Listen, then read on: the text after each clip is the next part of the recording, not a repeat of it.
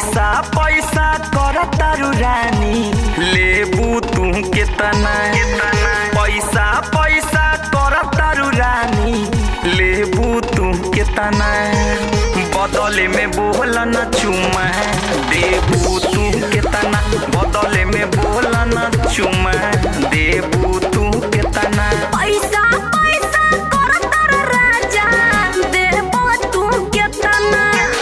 पैसा पैसा कर तारू राजा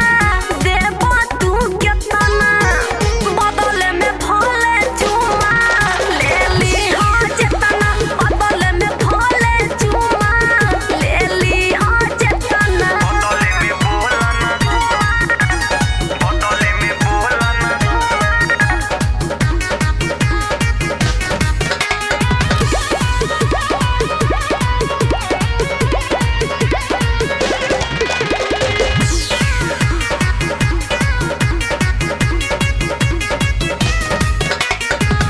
गजरा लगवले बाड़ू बिंदिया सजवले बाड़ू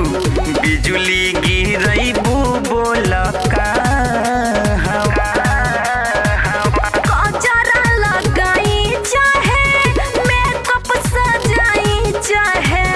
फाटे कहे तोहारो करे जवा गजरा लगवले बाड़ू बिंदिया सजवले बाड़ू बिजुली गिरैबू बोलका हवा गजरा लगाई चाहे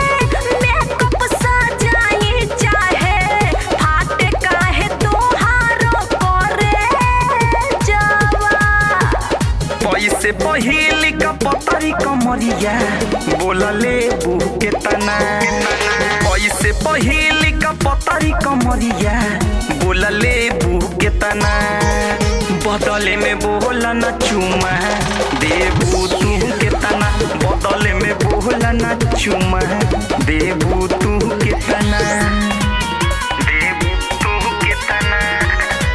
ले ली हो जेतना